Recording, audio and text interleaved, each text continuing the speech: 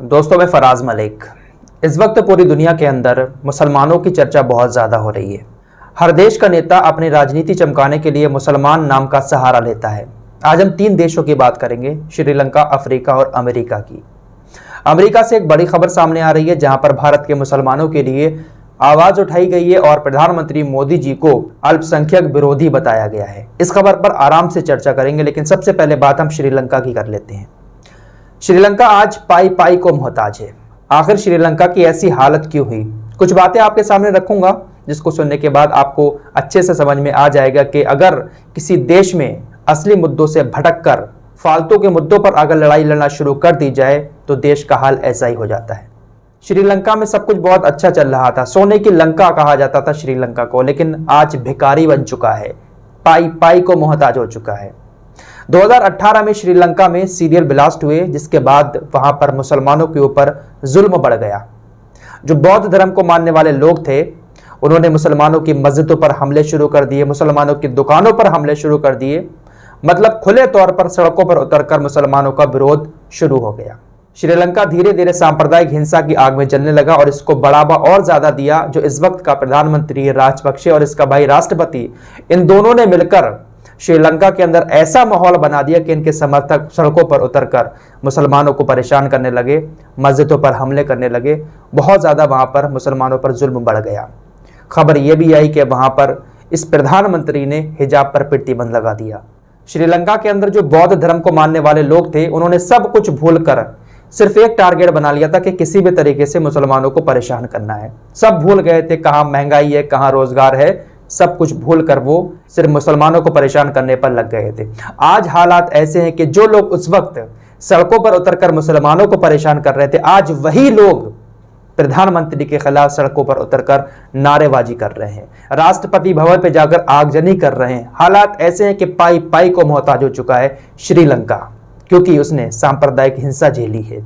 जब असली मुद्दों वाले राह से हटकर आम जनता फालतू के मुद्दों वाले राह पर चल निकलती है ना, तो इसी तरीके से हाथ में कटोरा आ जाता है। आज श्रीलंका के अंदर हालात ये हैं कि 500 रुपए किलो चावल मिल रहा है, 100 रुपए की एक चाय मिल रही है, 300 रुपए किलो चीनी। हालात ऐसे हैं कि भाई पाई पाई को मोहताज हो चुका है और कई बिलियन डॉलर का श्रीलंका के ऊपर चाइना का कर्ज भी है। अब इसके हालात सुधरेंगे कैसे? कोई चांस ही नहीं है कि आखिर ये अपने हालात कहां से सुधारे। इतना कर्ज है इसके ऊपर, अब इसको कर्ज देगा कौन? इन सारे हालातों का जिम्मेदार वहां का प्रधानमंत्री और वहां की जनता है।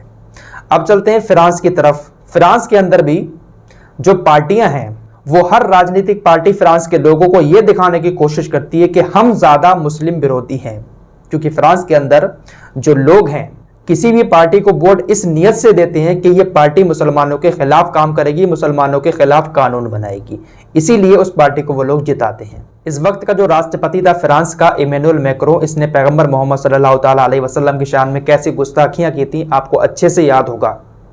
अब जो है संडे को फ्रांस के अंदर एक बार फिर से राष्ट्रपति का चुनाव होने वाला है और इसके खिलाफ जो खड़ी हुई है राष्ट्रपति पद की उम्मीदवार, उसने देखिए क्या बयान दिया है।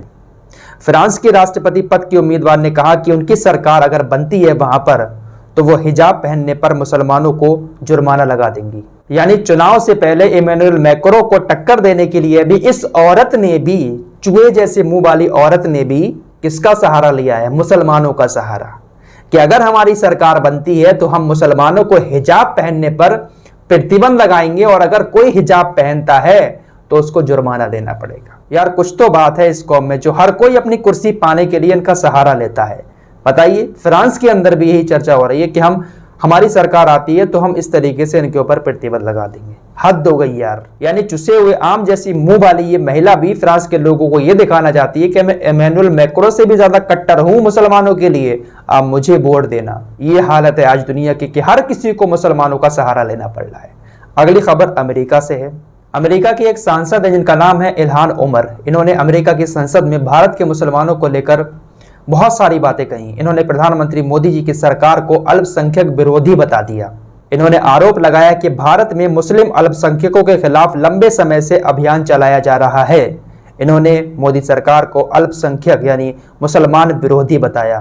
उन्होंने बाइडेन प्रशासन के समर्थन देने पर भी सवाल उठाते हुए कहा कि अमेरिका की जो सरकार है वो मोदी सरकार को एक स्वतंत्र और खुले क्षेत्र की सरकार क्यों बताती है, क्यों इतना बढ़ावा देती है। उमर ने आरोप लगाया कि मोदी प्रशासन का भारत में मुस्लिम होना अपराध जैसा बना देना हमें बहुत कुछ बताता है। उन्होंने सवाल किया कि मोदी प्रशासन अपने मुस्लिम अल्पसंख्यकों के खिलाफ जो कार्रवाई कर रहा है उसकी बाहरी तौर पर आलोचना करने के लिए हमें क्या करना होगा। ये हमारे देश के लिए एक बहुत बड़ी बात बन जाती है कि अमेरिका जैसे देश में हमारे देश को लेकर इस तरीके की बातें की जा रही हैं। प्रधानमंत्री मोदी जी ये जो भगवा चोला पहनकर महिलाओं के बलात्कार करने जैसी बातें करते हैं, एक भगवा चोला पहनकर कहता है कि आप हथियार उठाओ, तो ऐसे बहुत सारे लोग हैं हमारे समाज में जो बहुत सारी गलत बातें कर रहे हैं। प्लीज हो सके तो इनके लिए 2 शब्द बोल दो।